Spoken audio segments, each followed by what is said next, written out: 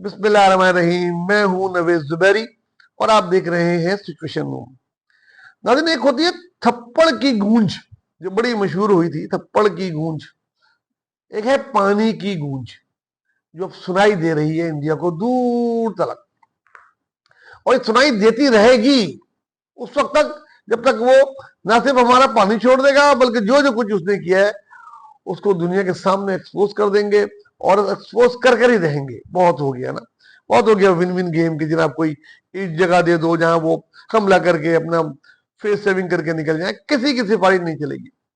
यह पानी की गूंज जो सिंध टास्क मुआहिदा खत्म करने के लिए उसने बहाना बनाया और पलगाम ड्रामा रचाया, और उसके बाद एक के बाद एक दीगर की, अब उसको उसकी गूंज नजर आ रही है। अभी कुछ दिनों पहले ही अब्दाली मिसाइल का तजुर्बा करके पाकिस्तान ने, मैंने कहा था कि एक कान के नीचे रख के थप्पड़ दिया है। उसकी गूंज अभी खत्म ही नहीं हुई थी कि फतह मिसाइल का तजुर्बा कर दिया पाकिस्तान ने। मतलब एक हफ्ते में दूसरा मिसाइल जमीन से जमीन मार्क करने वाला, दोनों की अलग अलग खुसूसियात, बढ़ गया कि बढ़ गया कि उसका क्या होगा, वो अब खतरे का निशान उस पर आ गया है कि सितंबर से अब 4 महीने बाद इंडिया में एशिया कप होना था, जिसकी बड़ी तैयारी की गई थी कि ये था वो था, ये करेंगे वो करेंगे जनाब।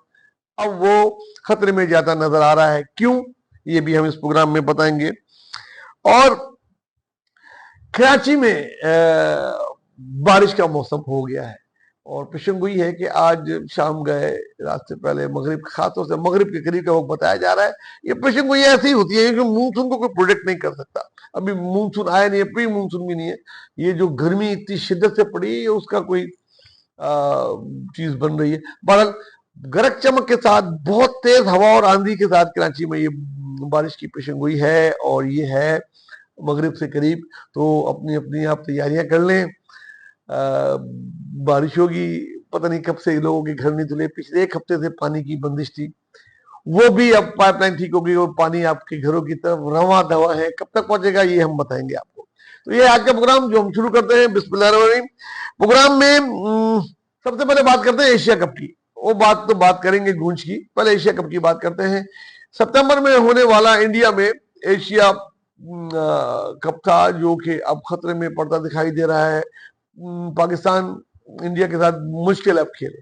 पहले ही हम खेल रहे थे दुबई में या शारजा में, और अब तो खेले या नहीं खेले अब हमारी मर्जी है जिस तरह। और इंडिया भी ने भी बोल दिया कि अब हम पाकिस्तान के साथ नहीं खेलेंगे। ना खेलो, बिलियंस ऑफ डॉलर का नुकसान तुमको होगा, सानू की। बांग्लादेश भी सोच रहा है कि इंडिया में खेले ना खेले महफूज है कि नहीं, सिवाय अफगानिस्तान के। मतलब श्रीलंका भी इस वाक्य के बाद कह रहा है कि भाई पता नहीं क्या है।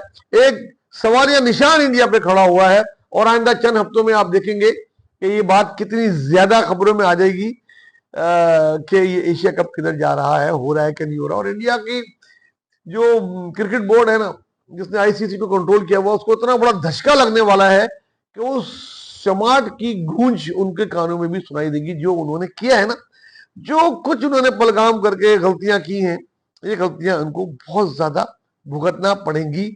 जिसमें से एक ये एशिया कप 2025 का पोस्टपोन होना या इंडिया में ना होना, इस किस्म की कोई चीज बन के उभरेगा। तो खाते जमा रखेंगे ना इंडियन बोर्ड ना। पाकिस्तान आ रहा है, हालांकि दिल तो चाहता है पाकिस्तान आके, जिस तरह भी बॉक्सिंग में मारा है, कुश्ती में मारा है, इस तरह इसमें भी आपको आगे मारे। लेकिन आप इस लोग इस काबिल ही नहीं है कि आपके साथ खेला जाए, बेईमान लोग। और एक दूसरा बात करते हैं कराची में तूफानी बारिश। देखो सोलर बहुत जगह लग गए, खासतौर से डिफेंस, क्लिफ्टन, गुलशन। आप लोग बहुत एहतियात करें, जिन घरों में सोलर लगा हुआ है उसको टाइट करें, बांधें, अगर हो सके तो निकाल लें। क्योंकि ये जो हवा जिस तरह हमने देखा लड़काना में, खैरपुर में, टट्टा में जो चली है, अगर ये इस रफ्तार से चली 100-120 मील, तो ये आपके सोलर को निकाल के हवा में उड़ा सकती है। और जो हवा में उड़ना मसला नहीं है, बोले समझे, लेकिन जब वो जमीन पे गिरेगी तो कोई बेचारा बाइक वाला ना जा रहा हो, कि बच्चे ना खेल रहे हो। इस बात को बहुत एहतियात से देखिएगा कि आपके सोलर या ऐसी चीजें, साइन बोर्ड वगैरह अपनी जगह पे मजबूत है कि नहीं। यूके कराची में बारिश से ज्यादा तेज आंधी की पेशगोई की गई है। अब ये बारिश जो होगी तो उसके मैं आपको बताऊं, बारिश तो थोड़ी देर की होगी, ठीक है, और इसके बाद बिजली का ब्रेकडाउन हो जाएगा। आप कई को जानते हैं ना, कई तो किसी से ढकी छुपी नहीं है, उनको तो बहाना चाहिए। इंफ्रास्ट्रक्चर को उन्होंने कुछ लगाया नहीं, कहा गए बिलियंस ऑफ डॉलर, पता नहीं जो जो मुआहदे की शिक थी, किसने क्या किया क्या नहीं किया, हम उसकी तफसील में जाना चाहते ही नहीं। लेकिन तैयारी रहिएगा, जिनके जनरेटर हैं, अमीर लोग खुश लोग, वो अपना डीजल वीजल भर के रखें, जिनके जनरेटर नहीं है वो अपना इंतजाम करके रखें कि रात कैसे गुजारनी है। बड़ी अजीब व गरीब रात होगी बारिश के बाद, क्योंकि बिजली नहीं होगी। वैसे तो बहुत सारे इलाकों में होती ही नहीं है, बेचारे आदि है, बाकी शहर को भी उनका एहसास हो जाएगा कि वो कैसे रात गुजारते हैं। तो एक तो ये बात है। दूसरा, कराची में जो पाइपलाइन फट गई थी 84 इंच कतर की, मैंने उसमें प्रोग्राम भी किया था। नामालूम वजूहत की बना पे ये लाइनें फटती हैं और इसकी वजह मालूम नहीं होती, महीने में 2-2 दफा फटती हैं। बहरहाल रिपेयर हो गई है, पानी रवा दवा है। टेस्टिंग के बाद आपकी तरफ 15 से 16 घंटे लगते हैं। पहले यूनिवर्सिटी रोड पर आएगा पानी, फिर गुलशन में आएगा, गुलशन के बाद फिर सब्जी मंडी।